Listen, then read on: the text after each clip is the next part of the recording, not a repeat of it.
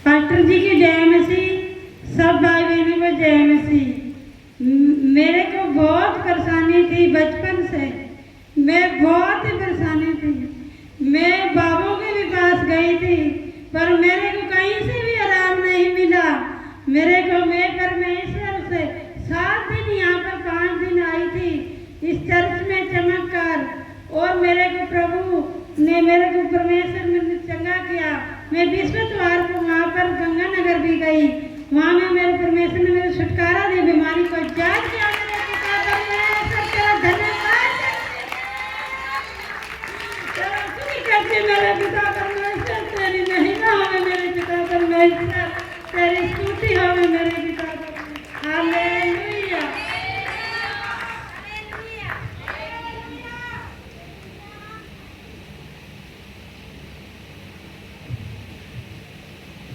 तो आपके अंदर बचपन से दुष्ट आत्मा थी, बचपन से? हाँ, बचपन से दुष्ट आत्मा थी। आपको क्या पता आपके अंदर मतलब दुष्ट आत्मा आपसे क्या करवाती थी? कभी रोती थी, कभी हंसती थी, कभी फांसी गुस्सा आता था, कभी बच्चों को कहती थी मैं फांसी लेऊंगी, आप यहाँ से बाहर चले जाओ, मैं भीतर फांसी लेऊंगी। मैं रोने लग जाती थी, कभी हंसने लग जाती थी। जब आपके अंदर दुष्ट आत्मा थी तो आपको आपके मम्मी पापा आपको तांत्रिकों के पास भी लेके गए होंगे? हाँ, मेरे सियानियों के पास जो लेके गए थे, सियानियों के पास भी। वो बाबा क्या कहते थे, सियाने क्या कहते थे? वो कहते थे कभी इसको टोना, ये दुष्ट आत्मा इसके घर में 10,000 लेंगे या 6,000 लेंगे, इसका इलाज पक्का इस जब होएगा। और आप पैसे दे देते थे फिर भी वो दुष्ट आत्मा नहीं निकलती थी। देखिए इनकी कितनी उम्र हो गई है, बचपन से यानी कि जन्म से ही इनके ऊपर दुष्ट आत्मा थी। उसके बाद इनकी शादी होगी, इनके बच्चे हो गए, और आप सोचो दुष्ट आत्मा इनसे बातें करती थी, फेस टू फेस बातें करती थी। दुष्ट आत्मा का इनके ऊपर इतना प्रभाव था, इनके घर में लड़ाई झगड़ा होता था। जो इनका पति काम करता था, इनके जो पति काम करते हैं उनकी डेली की एवरेज कमाई की 800 से लेके 1000 तक है। आप देखो ये भी मेहनत मजदूरी करते हैं, ये पशुओं का दूध बेचते हैं, लेकिन देखो इनके घर में फिर भी गरीबी की गरीबी थी, ये ऊंचे नहीं हो सके। दुष्ट आत्मा इनसे साफ बोलती थी। जो इनके पशु थे, जो मान ले घर में लस्सी बनाते हैं ना, लस्सी में से जो मक्खन निकलता है, तो दुष्ट आत्मा इनको ये बोलती थी ये मक्खन भी मैं खाती हूँ, देखो वो मक्खन मैं खाती हूँ। इनका एक्सीडेंट हुआ था, दुष्ट आत्मा ने बोला ये एक्सीडेंट भी मैंने तेरा करवाया। वो कहती मैंने करवाया।